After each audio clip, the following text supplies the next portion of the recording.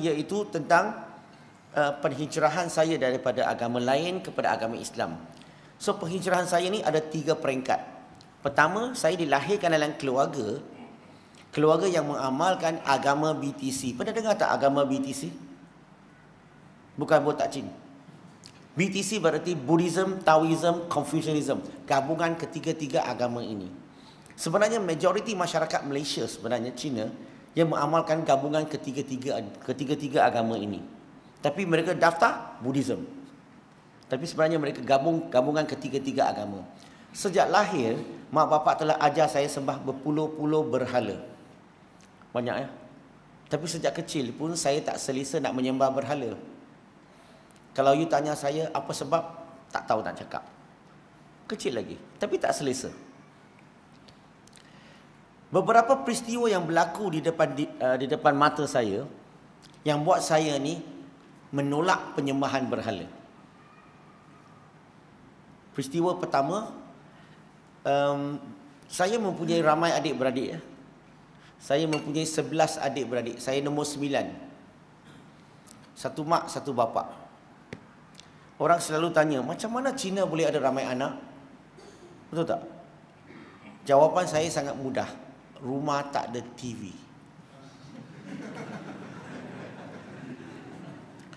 So, saya mempunyai ramai adik-beradik. Dan pernah sekali di rumah saya berlakunya sesuatu iaitu ramai adik-beradik sakit. Tak tahu apa masalah. Tapi 2-3 minggu tak baik-baik. So, mak saya, dia amat risau dengan anak kan. So selalu sembah Tuhan, dia punya Tuhan tak ada ubah-ubah. So mak saya rasa Tuhan yang dia sembah ni kurang berkesan. Maka dia nak tukar, dia nak beli Tuhan baru. So dia bawa saya pergi kilang, dekat Melaka lah. Di kilang tu, bila sampai ke kilang, di luar kilang, saya amat bertuah sebab ada peluang melihat macam mana mereka buat patung berhala. Macam mana mereka buat bajunya, macam mana mereka sapu cat dan sebagainya. Dan bila masuk ke dalam kilang tu, wow, ini betul-betul holy factory. Tahu tak holy factory? Kilang yang penuh dengan Tuhan.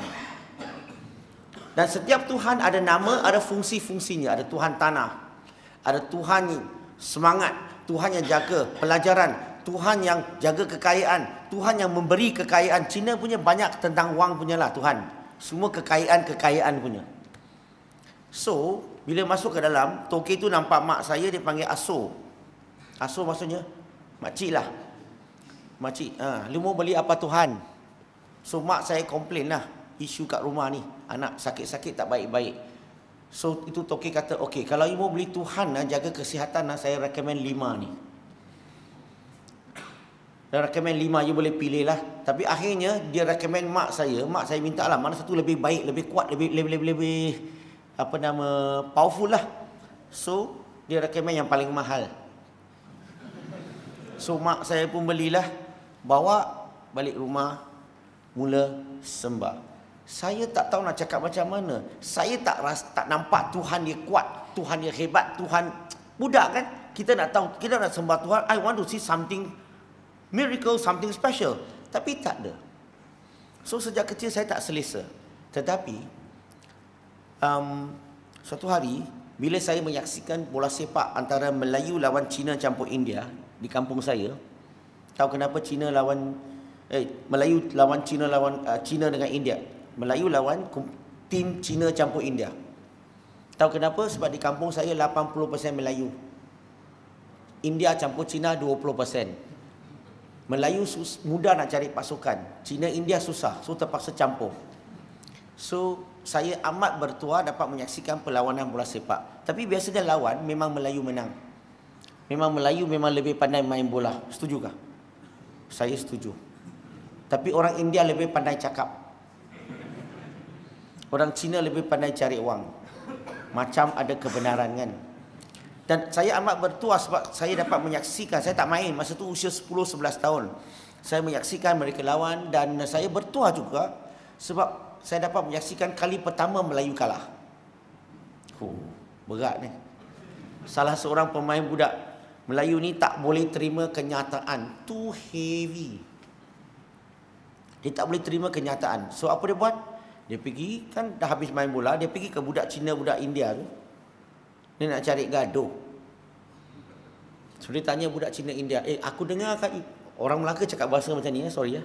Cakap bahasa kasar sikit boleh? Ni Melaka punya cara. Aku dengar kan you orang kat rumah ni banyak sembah patung berhala ke? Dia kata, iyalah. Kamu tak tahu ke? Itu patung berhala manusia cipta dengan tangan. Ini nak cari gaduh kan? Tapi silap hari dia cakap dengan orang Melaka. Orang Melaka Cina ni boleh cakap Melayu sikit-sikit lah. Setakat nak gaduh tak kalah. So budak Cina pun jawab balik. You orang Melayu apa bezanya? You sembahyang pun menghadapkan dinding. Dinding pun manusia cipta dengan tangan. Satu sama. Tapi budak Melayu tu pandai sikit. Dia kata, dia tanya budak Cina India tu, logik ke? Apa yang Tuhan cipta banyak pun kamu tak boleh lihat. Macam mana kamu mau lihat Tuhan? Logik tak? It's logic. Kami orang Islam boleh sembah Tuhan tanpa ada apa-apa kat depan, di depan padang ni. Boleh tak kamu sembah kamu punya Tuhan tanpa ada berhala kat depan? Terdiam mereka. Sebab orang yang sembah berhala, tanpa berhala, macam mana sembah? So budak Melayu tu pandai, dia tambah lagi, dia tanya, nampak tak udara? Tak nampak. Tanpa udara manusia boleh hidup? Tak boleh. Ini udara Tuhan ciptalah. Yang dicipta oleh Tuhan saja begitu power, begitu hebat dah. Tanpa dia tak ada sesiapa boleh hidup. Yang dicipta pun kita tak boleh lihat dengan mata kasar kita. Macam mana kamu nak lihat Tuhan? It makes sense to me. Saya tak pernah dengar orang hujah tentang isu macam ni, tapi budak Melayu ni cakap memang make sense, logic to me. Lepas tu dia tanya lagi, nampak tak matahari? Tak nampak.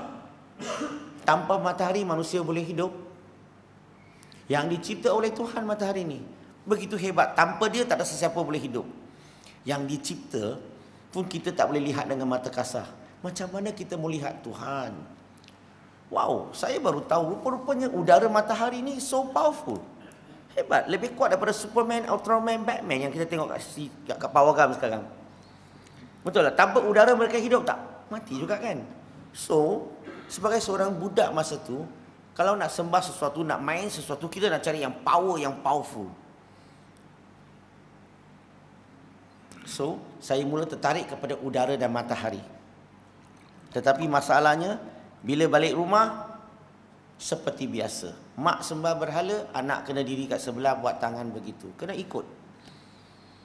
Tapi pernah sekali mak saya baru beli Tuhan baru.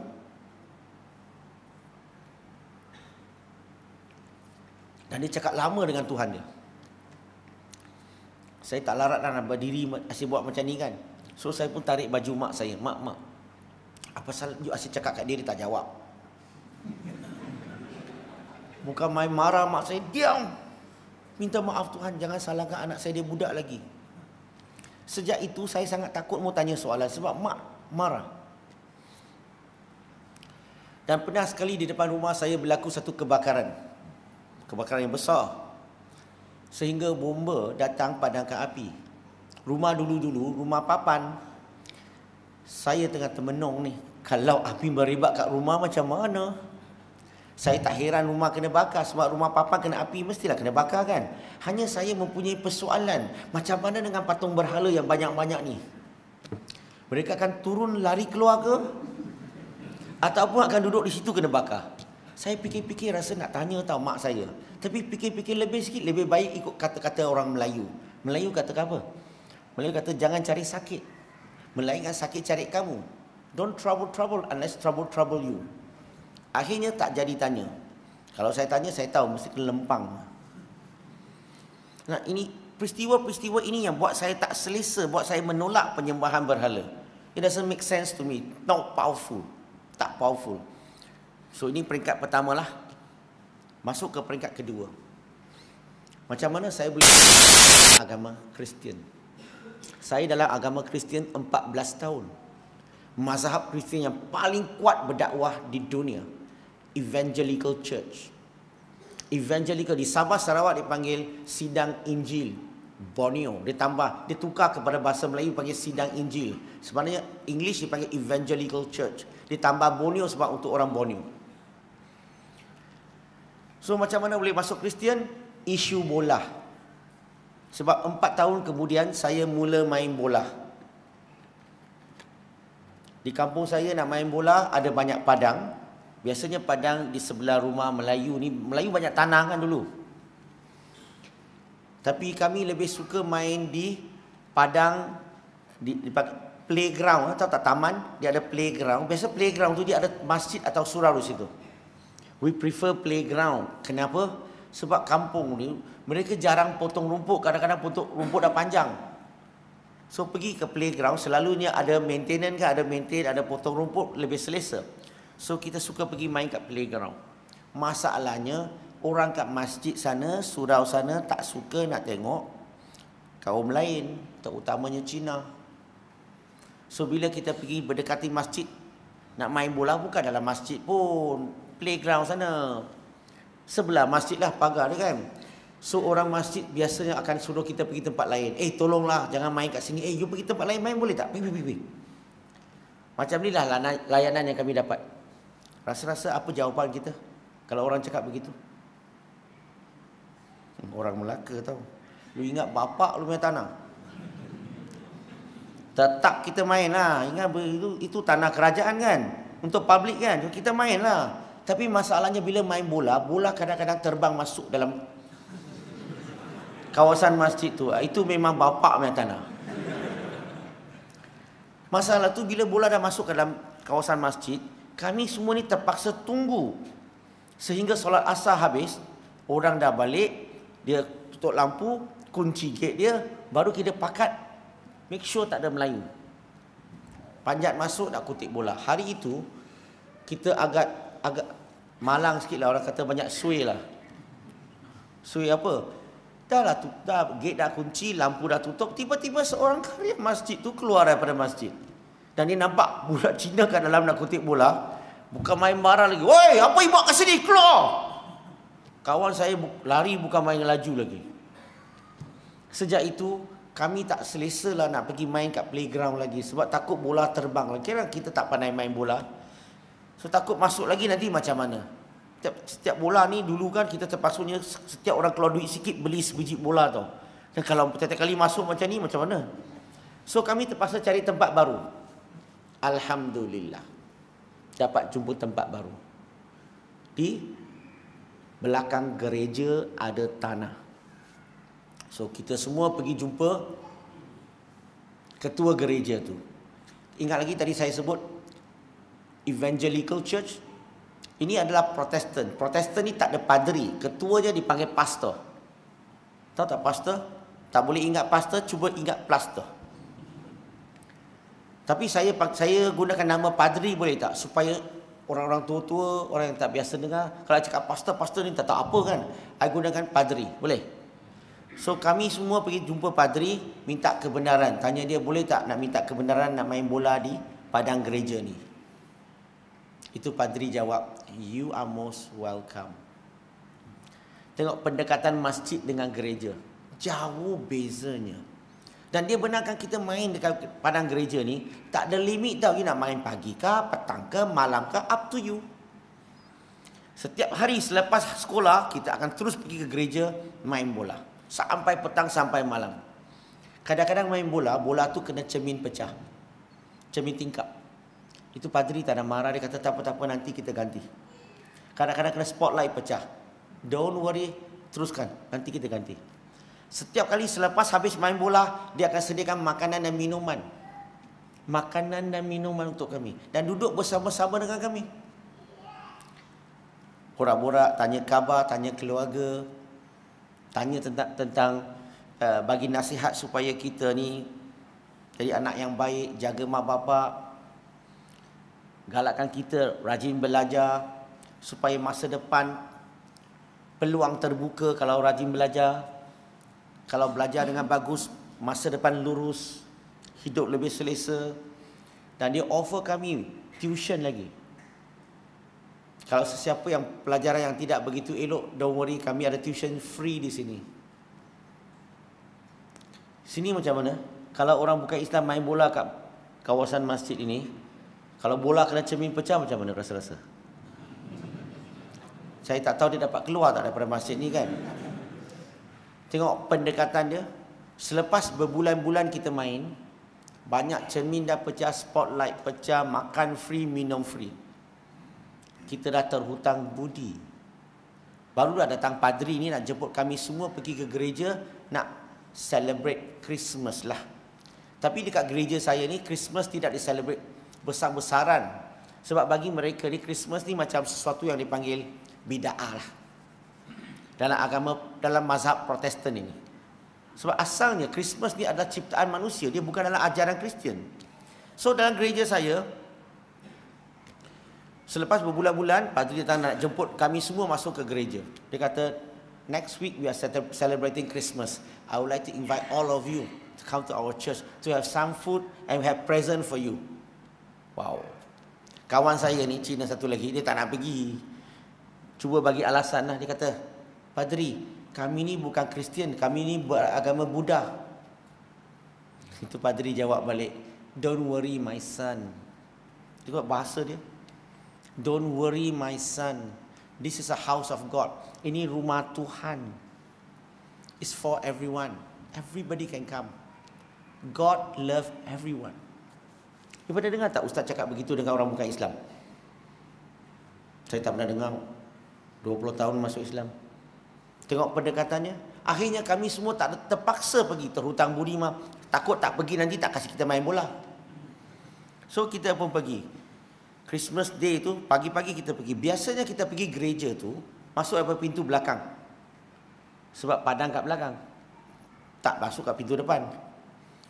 So tetapi Christmas tu terpaksa pakai smart, masuk daripada gate besar tu ke depan tu. Gate besar. So kita pun pergi, sampai kat sana, sampai ke gereja, gate besar tu, saya sangat-sangat terharu dengan pendekatan gereja tu lah, padri dan ketua-ketua gereja tu. Mereka tunggu kami di gate besar, jemput kami satu persatu. How are you, Lim? Lim, Jis, how are you? Oh, welcome, welcome. Dia ajak kami masuk. Saya sangat-sangat rasa terharu sebab mereka di welcome kita ni, we are nobody. Bukan pandai pun, orang kampung, tapi dia jemput satu persatu. Tengok cara-cara pendekatan mereka. Saya masuk Islam 20 tahun. Hulu hilir bagi ceramah bukan saja di Malaysia, di luar negara. Jarang-jarang jumpa penganjur tunggu saya kat gate. Malahan bila saya masuk dalam mau cari penganjur tu yang susah sikit. So bila kita masuk ke dalam gereja, suasana gereja tu begitu ceria, begitu relax, begitu cantik sekali. Dan mereka punya karya dalam gereja tu, bila dia jumpa orang yang baru datang, mereka akan memperkenalkan diri dia dulu. Bukan tanya, where are you from? What is your name? Nah, how are you? My name is so and so. What is your name? Tengok pendekatan mereka. Lepas tu dah kenal, come, let's sit together, come. Tengok pendekatan mereka. Orang rasa sangat-sangat selesa. Bulan yang lalu, saya menguruskan beberapa kes murtad. Salah satu kes perempuan Melayu yang telah murtad 2 tahun pergi gereja, mak bapak tidak tahu. Sebab tiap-tiap Sabtu Ahad dia keluar dengan kawan, kononnya pergi belajar. So mak bapak ingat anak pergi tuition. So, dia ikut kawan pergi ke gereja. Dah masuk Kristian 2 tahun. Bila mak bapak dah sedar, anak dia dah keluar Islam, dah beragama Kristian, bawa jumpa saya, minta saya tolong bagi counselling, tolong pulihkan anak dia dan sebagainya. Bila saya borak-borak dengan anak dia, saya tanya dia, apa yang cantik dalam Islam yang menarik kamu? Tahu tak jawapan dia apa? Satu perkataan aja. Love. Maksudnya apa?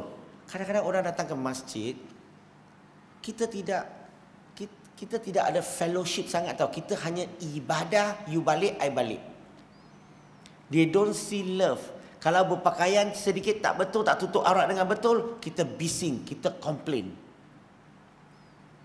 Tapi pendekatan gereja ni lain. Mereka jarang bincang hukum hakam. So, pendekkan ceritalah, masuk, selain pada doa, nyanyi lagu biasalah. Yang paling best khutbah, ceramah mereka. Sangat-sangat sedap. Saya dengar 30 lebih tahun yang lalu, masih ingat hari ini. Dengar 30 lebih tahun yang lalu, masih ingat hari ini. Sebab ceramah mereka lebih kepada storytelling. Beritahu cerita.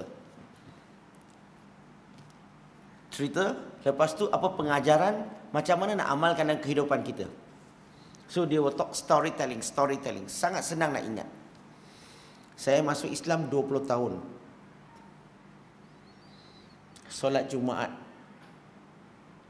Nak cari sekali solat Jumaat punya ceramah atau khutbah yang boleh pakai bahasa Melaka, sangat susah. Kadang-kadang saya tak tahu apa yang mereka tengah merepek. Maaf cakap.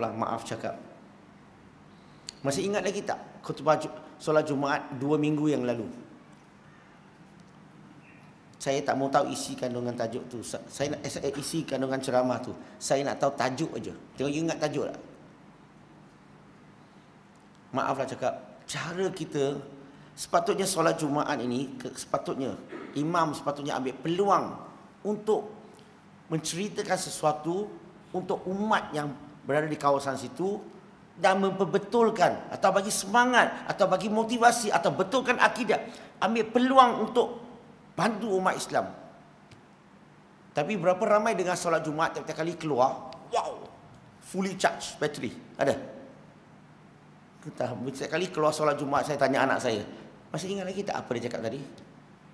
Bagi saya satu point, tak ingat. Tak tahu apa dia nak buat. Sebab kita baca teks, kita bukan bagi ceramah, kita bukan bagi motivasi. It's very sad. Peluang yang paling baik setiap solat Jumaat, tapi kadang-kadang tak tahu apa tengah ceritanya. Okeylah, cut.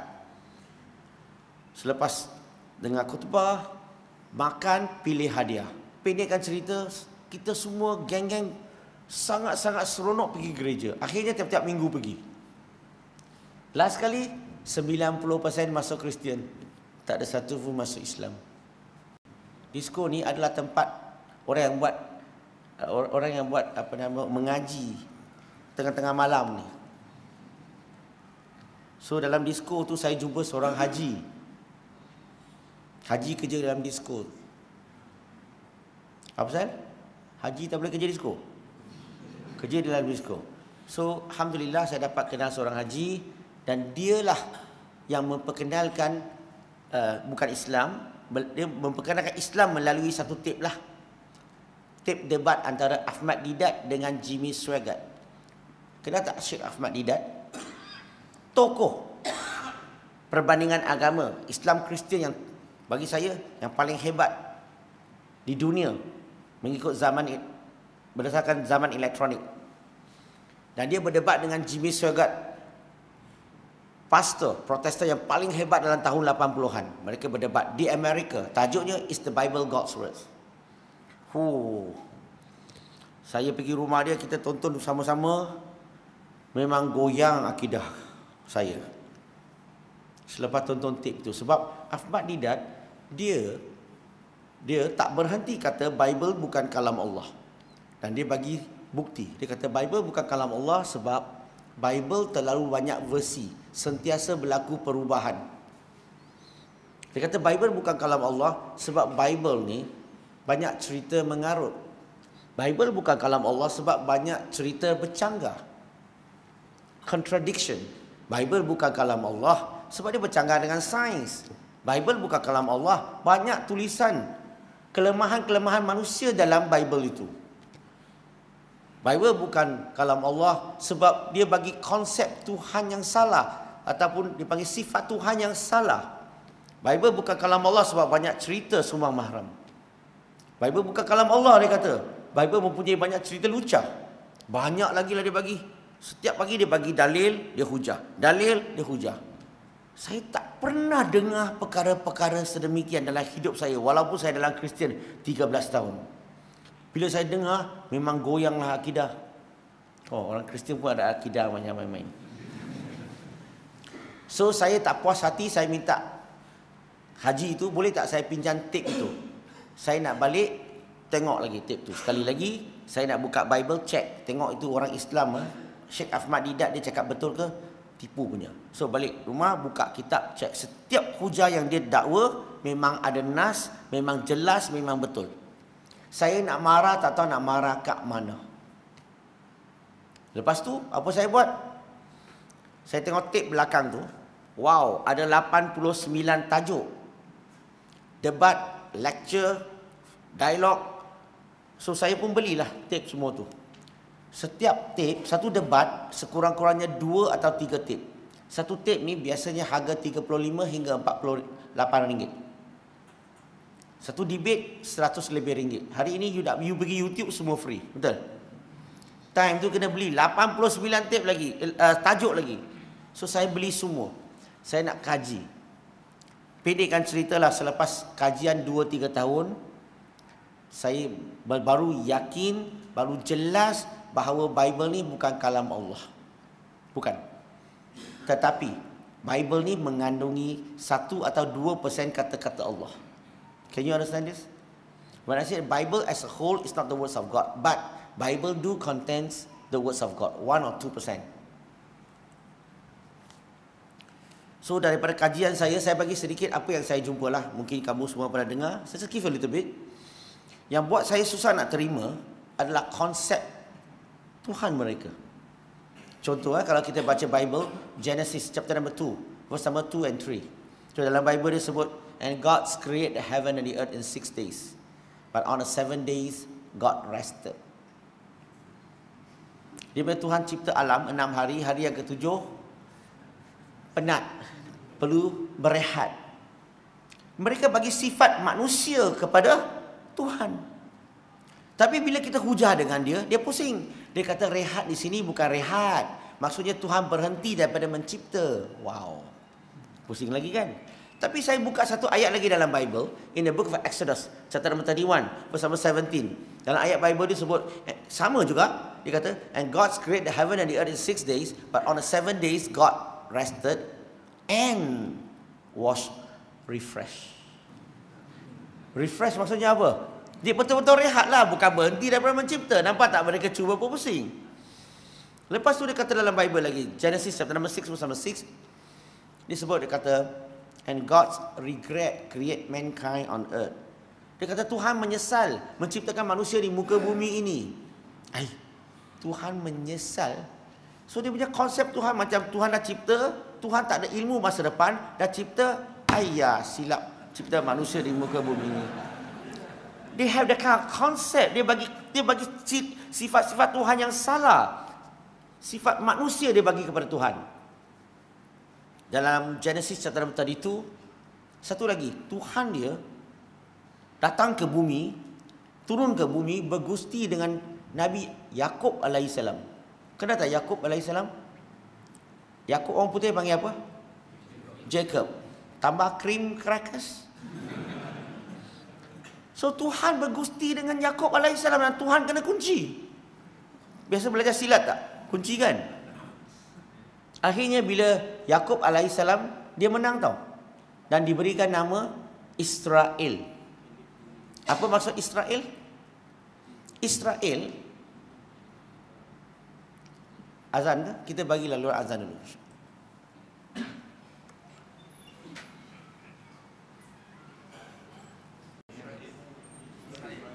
Israel tu.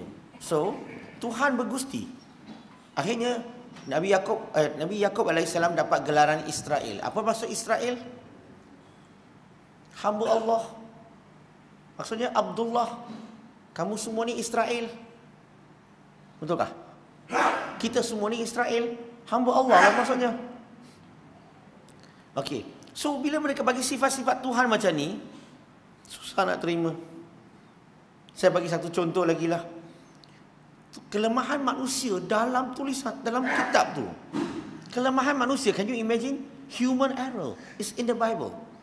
Contohnya kalau kita baca Genesis chapter 21, bersama 14, 15, 16, 17 ayat dalam kitab Bible tu, dia menceritakan tentang Ibrahim alaihissalam. Pada usianya 86 tahun, isteri keduanya Hajar. melahirkan seorang putera bagi dia, namanya Ismail alaihissalam. Kenal Ismail alaihissalam? Dan kemudian pada usia dia lebih kurang 99 atau 100 tahun, isteri pertamanya Sarah telah melahirkan seorang anak namanya Ishak ataupun Isaac alaihissalam. Beza mereka berdua usia berapa? Ismail dengan Isaac? Ishak alaihissalam 14 tahun. Yang best tu, cerita yang kita akan baca ni selepas 2 tahun Sarah telah menyusu Ishak alaihissalam. Okey? Maksudnya kalau Ishak alaihissalam 2 tahun, Ismail dah berapa? 16. So pagi itu, mengikut ayat Bible tu, Ibrahim alaihissalam halau isteri keduanya dengan anaknya, Hajar dengan Ismail alaihissalam, dan bagi dia makanan dan sebotol air. Dan letak budak tu di atas bahu ibunya dan jalan di padang pasir. Pengarang tu dah lupa, dia ingatkan Ismail alaihissalam 2 tahun. Dia sudah 16 tahun. Nah, mana ada orang ibu dokong anak dia letak bahunya 16 tahun jalan di padang pasir. Dan kalau kita baca lagi, ayat itu sebut apa? So bila makanan minuman dah habis, Hajar letak budak tu di bawah pokok. Sebab dia tak sanggup nak lihat budak tu mati. Maksudnya dia memang baby lagi, tahu 1-2 tahun lagi, budak kecil lagi. Tapi dia, pengarang yang tulis tu lupa. Padahal pada masa itu Ismail alaihissalam sudah 16 tahun. Ini dipanggil kelemahan kesalahan manusia dalam kitabnya. Banyak lagi ada. Pendekkan cerita, selepas dah kaji, memang saya tak bolehlah kekal dalam agama Kristian. Saya tak nafikan orang Kristian ramai yang baik-baik. Tapi kepercayaan kitab dia bukan kalam Allah. Saya terpaksa tinggalkan. Akhirnya saya mula buat kajian tentang Islam. Sebab agama lain majoritinya sembah berhala, saya tak boleh terima. Kristian yang saya rasa terbaik pun tak betul. Dan saya buat kajian Islam sebab saya lihat Ahmad Didat punya pendekatan tu yang sangat-sangat meyakinkan. Yang sangat-sangat bagi banyak semangat kepada saya nak buat kajian. Akhirnya saya mengkaji Islam. Tapi saya mengkaji Islam ni ada 4 peringkat. 4 peringkat yang mudah. Pertama, saya mula beli kitab-kitab Islam dulu. Saya beli Quran terjemahan, beberapa terjemahan. Saya beli tafsir Quran. Saya beli hadis Sahih Bukhari, Muslim, Daud, Tirmizi, Ibn Majah. Saya beli buku kitab Al-Um. Saya beli kitab Fiqh Said Sabiq. Saya beli buku sirah. Macam-macam sirah saya beli. Dan saya beli Contemplative Fatwa of Yusuf Qaradawi. Very good books. Masa tu ada 3 jilid, sekarang dah 4. Saya beli buku-buku usul. Tahu tak usul? Usulul Fiqh.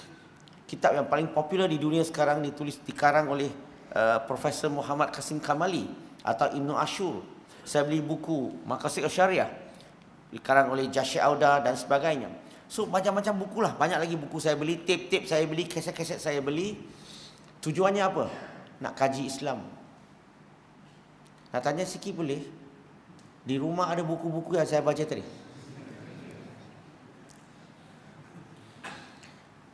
Peringkat pertama, saya perlukan ada kitab. Bagi saya penting nak cari kitab yang sahih. Maka saya mula kaji. Saya pergi cari pakar-pakar Islam. Bukan saja baca saja. Saya pergi cari pakar-pakar Islam untuk belajar, untuk bincang.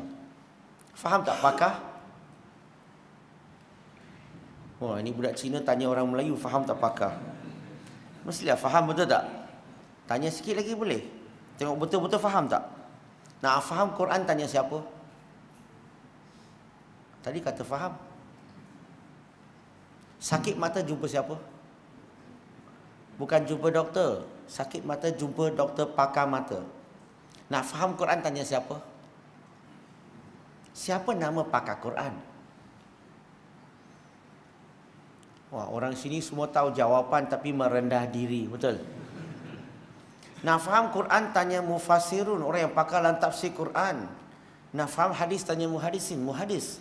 Nak faham fiqh, tanya ahli fiqh. Nak faham usulul fiqh dan maqasid syariah, tanya mujtahid, tanya mufti.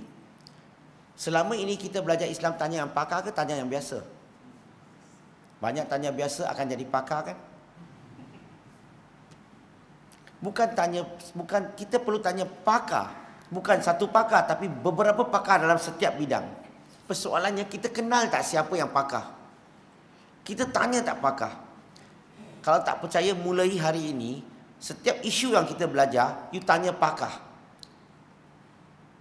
Peduli, janji dia pakar dalam bidang tu. Tanya dia. Tanya beberapa.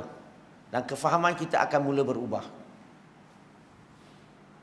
So, saya tanya pakar. Peringkat kedua, ketiga. Walaupun saya tanya pakar, belajar dengan pakar, tetap saya berterusan buat kajian. Sebab yang pakar kebanyakannya academician, mengajar kat universiti. Masalahnya mereka tidak berterusan buat kajian macam saya. Saya berterusan buat kajian. So, setiap kali saya buat kajian, saya dapat jawapan yang lebih meyakinkan. Dan saya nak maju dalam Islam, saya percaya satu perkara yang amat penting kita perlu ada. Saya sangat berlapang dada lah. Saya sangat suka orang betulkan saya. Saya suka orang tegur saya. Saya suka orang hantam saya. Nak tanya sikit boleh? Orang sini boleh tegur tak? Boleh ditegur tak?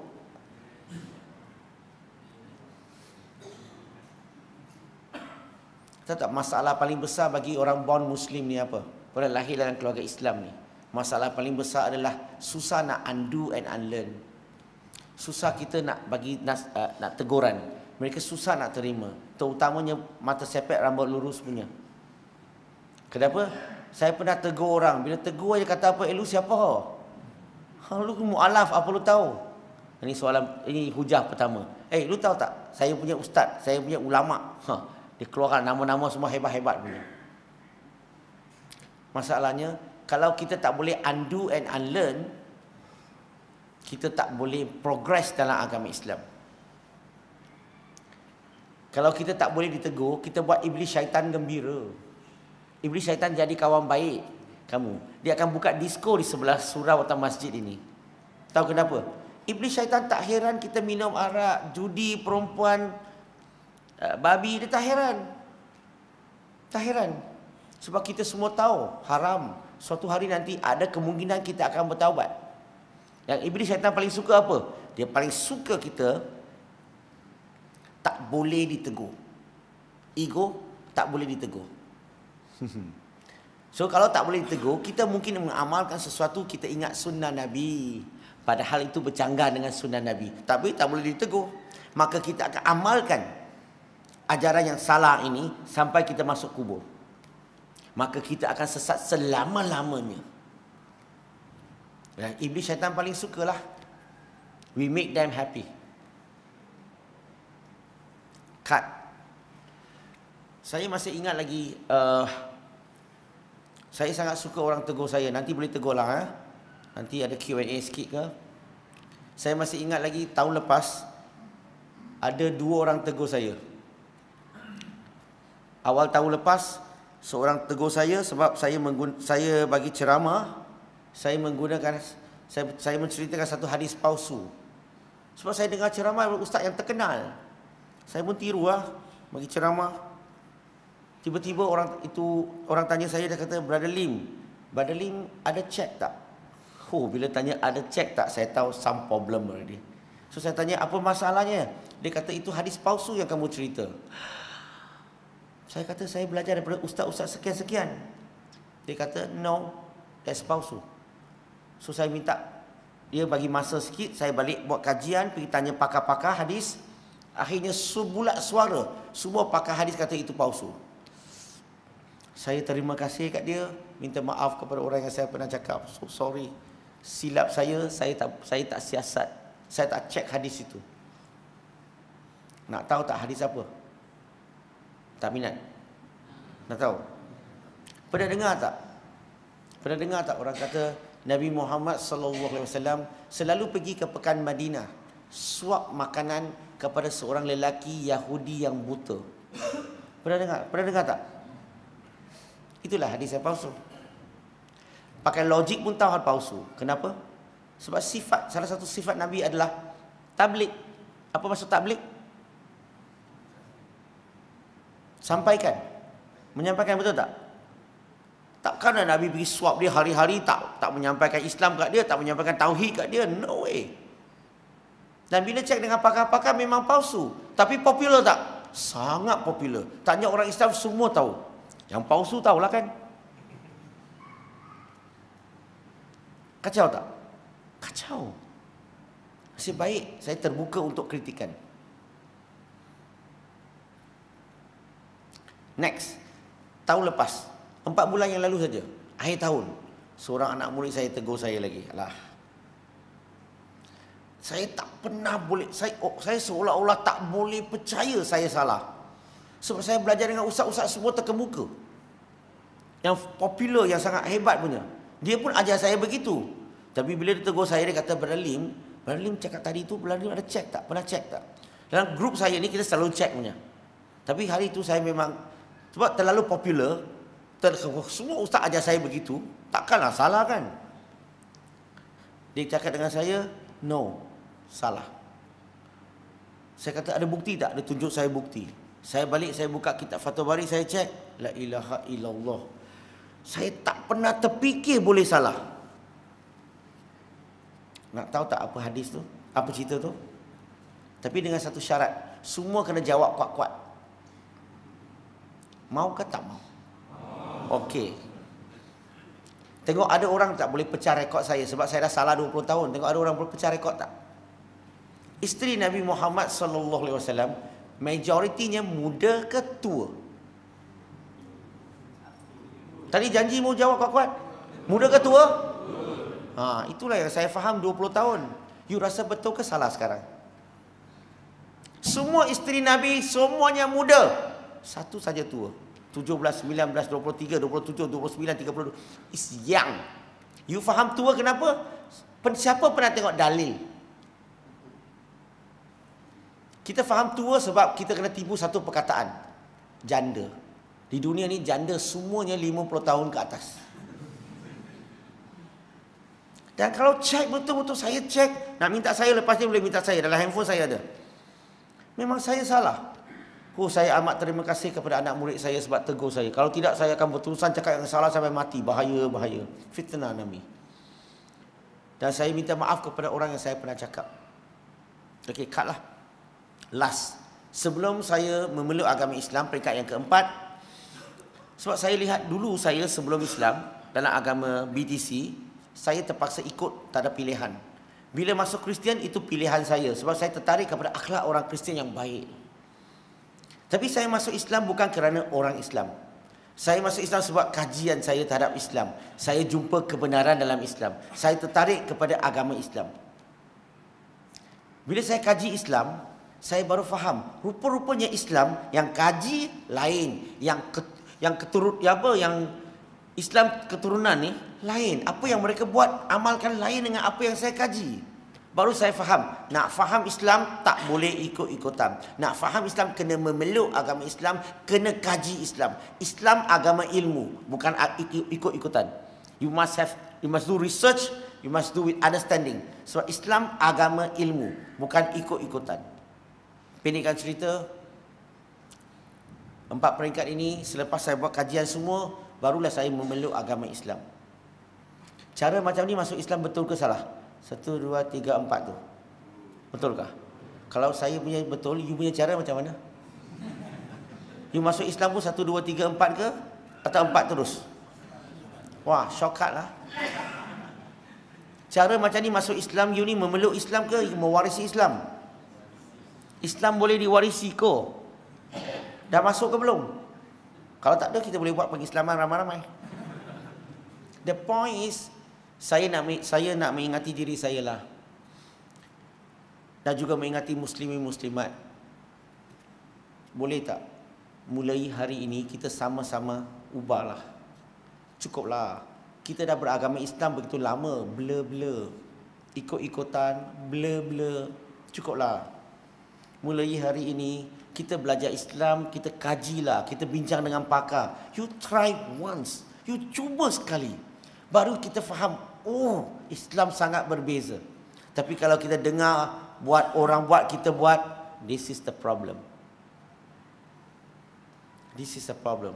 Sebab mengikut JAKIM di Malaysia, dalam payung Ahli Sunnah wal Jamaah di Malaysia, ada 53 ajaran sesat. Kalau kita tak kaji, saya pun tak tahu apa yang akan berlaku. Berapa ramai yang akan jatuh dalam ajaran sesat itu. Wallahu alam, inilah cara peringkat saya memeluk agama Islam, 3 peringkat. Okey, saya berhenti sini, buka untuk sesi soal jawab. Saya ambil 2-3 soalan, lepas tu kita berhabis. Boleh ke? Saya takut lewat sangat, semua besok nak kerja pagi. Betul? Okey, ada tak soalan, ada tak orang nak tanya soalan ataupun nak tegur saya? Silakan.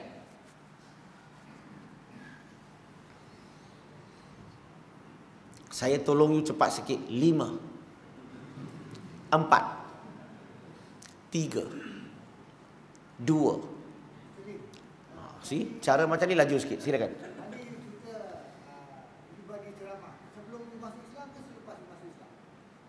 Bagi ceramah? Oh, saya bagi ceramah selepas memeluk agama Islam. Orang jemput saya, berkongsi pengalaman dan sebagainya. Ya, selepas memeluk agama Islam, orang ajak saya bagi ceramah, jemput saya lah. Bukan ceramah sangatlah, lebih kepada berkongsi pengalaman macam mana memeluk agama Islam. Okey. Ada soalan lain?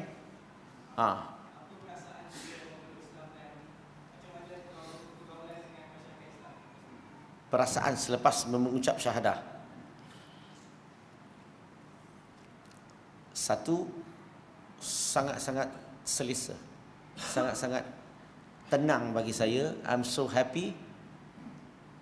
Saya amat gembira sebab saya rasa sebaik-baik pemberian, sebaik-baik hadiah yang manusia boleh terima di muka bumi ini, bagi saya hidayah.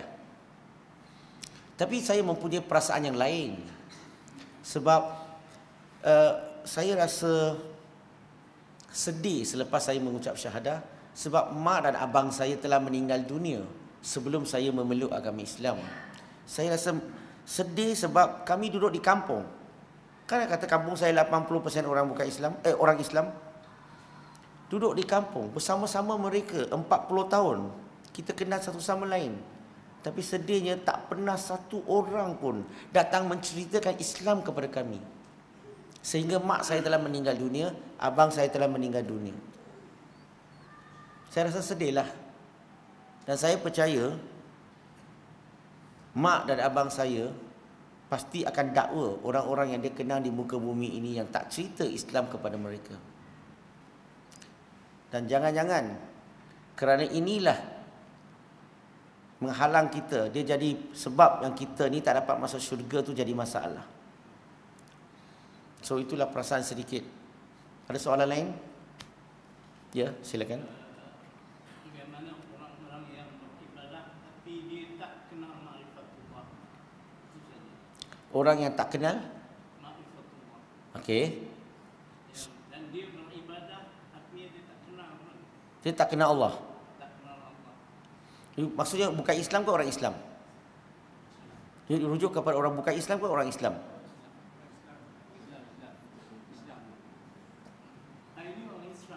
Orang Islam. Sebab itulah bagi saya dalam Islam, masalah paling besar di Malaysia adalah kita tidak tumpu perhatian kepada akidah sangat. Kita lebih kepada ibadah. Ini jadi masalahnya. Allah turunkan wahyu kepada Nabi Muhammad sallallahu alaihi wasallam.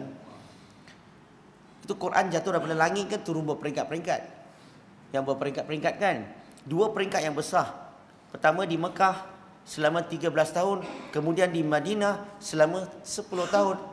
Tapi kalau kita lihat konteks, 13 tahun mula Quran diturunkan di Mekah, majoritinya ayat diturunkan berbentuk akidah ke fiqh? Akidah. Tapi hari ini kita ajar Islam mula dengan akidah ke fiqh? Penuh dengan fiqh. Ini jadi masalahnya. Sebab itulah orang muda jarang-jarang pergi masjid punya. Sebab masjid membosankan. Suka cerita hukum hakam. Gereja memang muda punya. So, pendekkan cerita, saya rasa masalahnya akidah. Mengenali Allah tu kadang-kadang orang Islam tak faham. Sebab itulah saya baru-baru ni uruskan beberapa kes murtad. Semuanya usia 14 tahun, 16 tahun, 17 tahun.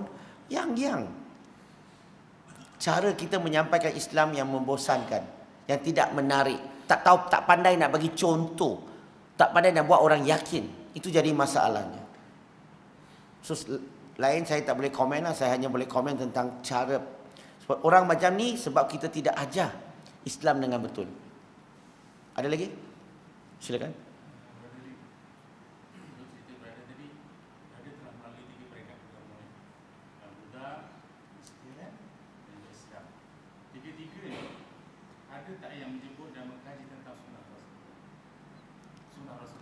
Saya mengkaji? Yang berada baca lah meneliti mereka. Ya. Ada tak mengkaji sunnah Nabi Muhammad SAW? Ada menceritakan tentang sunnah Nabi. Ada kaitan dalam 3 agama. Artinya daripada agama lain, like Buddha kepada Kristian, ada tak? Kemudian kepada Islam, daripada kajian ini, ada tak menceritakan tentang Nabi Muhammad SAW? Tak ada, tak pernah ada. Tak pernah dengar. Tak pernah. Tapi selepas tengok tip Ahmad Didat, saya mula dapat tahu bahawa dalam Bible sebenarnya ada menceritakan tentang kedatangan Nabi Muhammad SAW. Okey, tapi masalahnya Bible telah diterjemahkan dalam bahasa English. So bila kita baca Bible dalam bahasa English, tak jumpa perkataan Muhammad lagi dah. Mereka dah buang perkataan tu, mereka sudah tukar jadi altogether lovely atau the praise one. Mereka dah tukar perkataan tu. So tak boleh pastikan itu adalah rujuk kepada Nabi Muhammad sallallahu alaihi wasallam. Sehinggalah saya pergi gereja belajar dengan pakar dalam bahasa Ibrani. Yang pakar bahasa Hebrew, bahasa Ibrani, dia daripada Palestin, seorang pakar Kristian. So dia ajar kat gereja, saya pergi belajar. Di situlah saya dapat faham lebih. So tentang Nabi Muhammad SAW, sunnah Nabi, tak. Ada soalan lain? Yep. Alright. Sebelah kanan kita punya jiran Cina, sebelah kiri jiran kita India. Betul pendekatan kita sebaiknya untuk mengajak ke Islam. Okey, kalau sahabat tanya soalan tentang kalau jiran kita sebelah kanan Cina, sebelah kiri India, mungkin Cina beragama Buddha, India beragama Hindu, macam mana kita nak ajak mereka kepada Islam? Dakwah ni ada beberapa peringkat yang kita kena tahu. Yang pertama, peringkat pertama kita kena belajar macam mana nak berkawan dengan jiran dulu. Persoalannya, jiran suka tak nak berkawan dengan kita? Dia ziarah kita tak? Kita ziarah dia tak? Kita nampak, hi tak? Hello, how are you? Good morning sir. Sering kali petang nampak borak-borak tak? Sebab dakwah ni is kawan kepada kawan. Kalau saya tak kenal you, kalau saya tak rapat, saya tak akan bincang perkara tu begitu penting, begitu sensitif. Bila saya dah kawan rapat, barulah boleh bincang macam-macam. So, nak dakwah, kawan dulu. Kedua, bila dah kawan, you ada banyak peluang untuk berdakwah. Saya galakkan banyak terlibat aktiviti dengan mereka lah. Main badminton ke, pergi jogging ke, ataupun pergi makan ke. Makan orang tak marah punya. Cari makanan yang sedap-sedap ke. Okay. Nak dakwah kan, saya tunjuk you beberapa cara nak dakwah kepada jiran. Cut short lah. Nak dakwah, saya tunjuk you cara. Nak panjang ke pendek punya? Okey, macam ni. Tengok dulu sini. Kalau jiran kamu ni, semua ni percaya Tuhan kan? Sembah Tuhan kan? Kalau you dah rapat dengan dia, you boleh kadang-kadang boleh borak-borak dengan tanya dia. Acong, actually you percaya kepada Tuhan Acong? Jawapan dia, iyalah kan? Saya pun percaya kepada Tuhan. Acong, you rasa-rasa alam ini Tuhan ke bukan Tuhan? Rasa-rasa alam ini, adakah dia Tuhan atau ciptaan Tuhan? Rasa-rasa jawab apa? Dia akan kata ciptaan lah. Mutu pun cakap begitu juga kan? Cong, saya pun samalah percaya macam tu. Saya percaya ni Tuhan pencipta. Saya percaya alam ni ciptaan Tuhan. Sama tak? Sama, mutu pun sama. Kita semua percaya yang sama. Persoalannya sekarang ni, macam mana kita nak bezakan pencipta dengan ciptaan? Tanya dia. Biasanya dia tak tahu cakap. Sebab agama mereka tidak mengajar macam mana nak mengenali pencipta. Islam perkara yang paling utama dulu. Betul tak? So saya tanya dia, kalau you boleh bezakan pencipta dengan ciptaan, you nak sembah pencipta ke ciptaan? Soalan macam bodoh sikit kan? Dia mesti kata, saya nak sembah pencipta. So nak sembah pencipta, penting tak kita boleh nak bezakan dulu pencipta dengan ciptaan? Saya bagi contoh.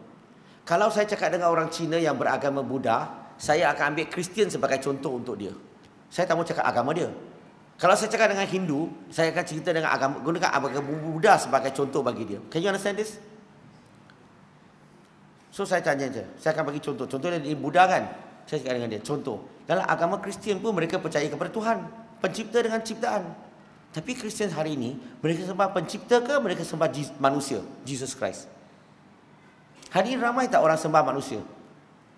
Manusia ni Tuhan ke? Kalau dia tak faham, saya tanya dia, Acong you boleh bezakan tak lelaki dan wanita? Dia mesti cakap boleh kan? Macam mana kamu boleh bezakan? Kamu tahu ciri-ciri lelaki kan? Kamu tahu ciri-ciri perempuan kan? Ada keliru tak? Ada kemungkinan tak kamu nak teka perempuan akhirnya kahwin lelaki? Tak ada kan? So kamu boleh bezakan, kamu tak salah masuk tandas kan? Clear. Sekarang ni, kalau kamu jelas lelaki dan wanita, kamu nak kahwin wanita, kamu akan pergi cari wanita. Kamu tak akan keliru. Kalau kamu nak sembah pencipta, Tuhan, kalau kamu boleh bezakan, kamu akan sembah pencipta, tak akan sembah ciptaan. Betul? Okay, sekarang ni macam ni. Saya tanya sikit. Kalau you boleh setuju, cakap dengan saya. Tak boleh, beritahu saya. Saya bagi beberapa ciri Tuhan. Tengok boleh terima tak? Pertama, ciri pertama. Saya kata, kalau nak jadi pencipta, syaratnya dia mesti Tuhan yang kekal. Ever living. Boleh terima tak? Biasanya saya tanya semua boleh terima. Kedua, pencipta ni dia tiada permulaan, tiada akhir. No beginning, no ending. Kita semua ada permulaan, ada akhir. Kita lahir, kita akan mati. Pencipta, tak. Setuju tak? Biasanya mereka boleh terima. Yang ketiga, si pencipta menciptakan alam ini. Alam ini, segala-gala dalam alam ini, kalau kita belajar fizik, mesti ada masa, ruang dan jisim. Maksudnya apa? Segala-gala yang ada masa, jatuh dalam masa, ada ruang, ada jisim, ini semuanya adalah ciptaan Tuhan. Pencipta ni dia tak ada masa, tak ada ruang, tak ada jisim.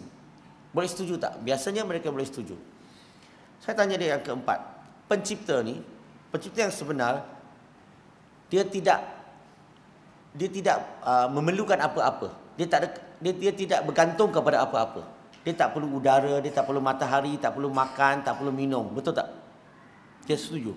Pencipta ni tak perlu rehat, tak perlu tidur. Bolehkah? Setuju tak? Kalau dia boleh terima 5 perkara ini, biasanya mereka terimalah. Saya bila tanya balik kepada mereka, boleh tak you tunjukkan saya satu Tuhan yang orang sembah dalam pasaran yang mempunyai ciri-ciri ini? 5 ciri-ciri ini.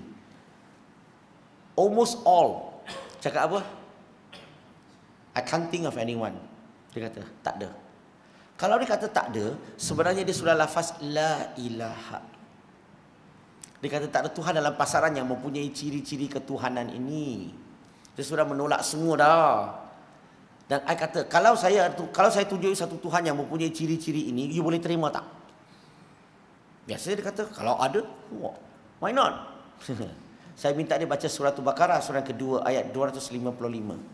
So, dia baca ayat itu, dan dia boleh terima. Saya akan cakap dengan dia, sahabat, you already a Muslim. You already a Muslim.